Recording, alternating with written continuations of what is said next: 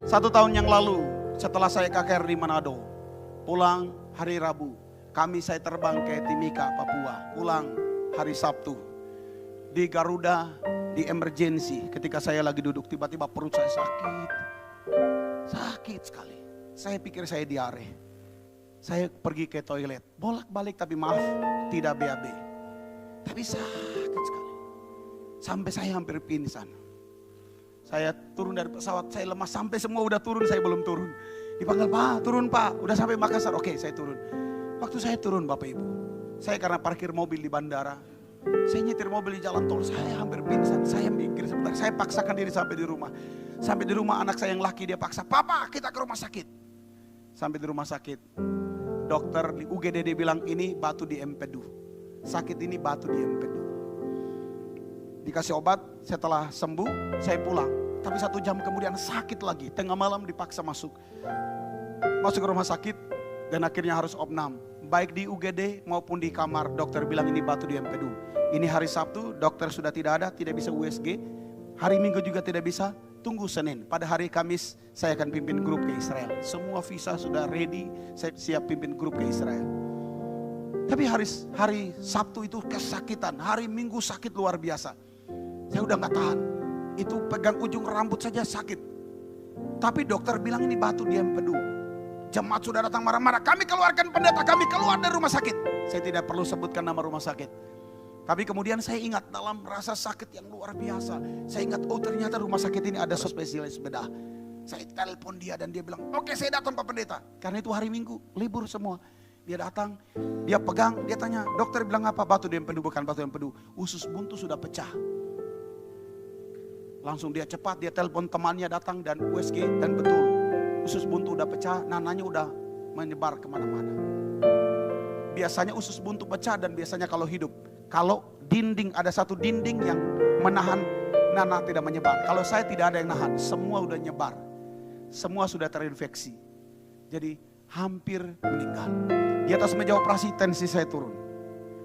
Dokter bilang, tim dokter bilang, habis. Mati dia. Tapi saya tahu Tuhan punya rencana yang besar. Saya tahu bahwa kalau saya sudah meninggal, saya tidak akan khotbah hari ini. Tuhan mau saya harus khotbah hari ini di tengah-tengah Bapak Ibu. Sehingga cerita besoknya saya sehat. Saya belum kentut, dokter bilang minum susu. Ketika saya minum, saya diare, muntah-muntah.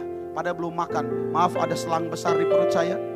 Ada masih pakai kateter, masih pakai infus semua. Tapi saya diare, saya muntah, saya diare, saya tidak bisa kemana-mana di tempat tidur. Waduh. Hari kedua saya hampir meninggal. Istri saya tengah malam jam 1 dia panggil perawat, tapi perawat tidak ada yang datang, mereka ketiduran semua. Istri saya panggil orang tua rohani tapi tidak bisa karena sudah tidur. Akhirnya istri saya peluk saya, kemudian kita berdoa. Dia mulai menyembah Tuhan. Saya dalam keadaan yang tubuh yang lemas. Istri saya punya iman naik, kemudian dia mulai. Kuasamu terlebih besar, Tuhanku terlebih besar. Mulai kami menyembah, tiba-tiba ada kekuatan Tuhan yang mengalir. Tiba-tiba saya menjadi kuat dan saya mulai ikut menyembah. Tanpa terasa 1 jam kami menyembah Tuhan dan saya tidak merasa diare. Padahal itu gak sampai 5 menit, keluar. Dokter perawat sudah kasih new diatab. Ada namanya Leodia yang bisa membuat semua berhenti, tapi tetap keluar.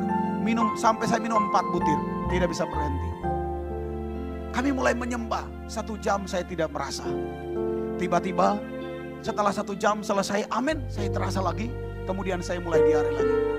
Ketika diare tiba-tiba seperti ada kegelapan yang datang dan ada suara berkata begini. Roh maut mendekat, roh maut menghampiri. Tiba-tiba saya ingat ada saya mengajar tentang 4 macam iman. Percaya ada Tuhan, Yesus juru selamat, percaya Yesus buat mujizat. Yang keempat yang terakhir adalah faith of God, iman Allah, iman yang bisa perintahkan. Saya mulai datang, saya perintahkan roh maut pergi. 2 jam kami menyembah Tuhan tanpa terasa. Kemudian saya tertidur. Besok pagi diare saya berhenti, stop tanpa minum obat. Besok pagi dokter datang, perawat datang dan kasih obat, saya bilang no. sudah berhenti, besoknya langsung saya pulang keluar dari rumah sakit.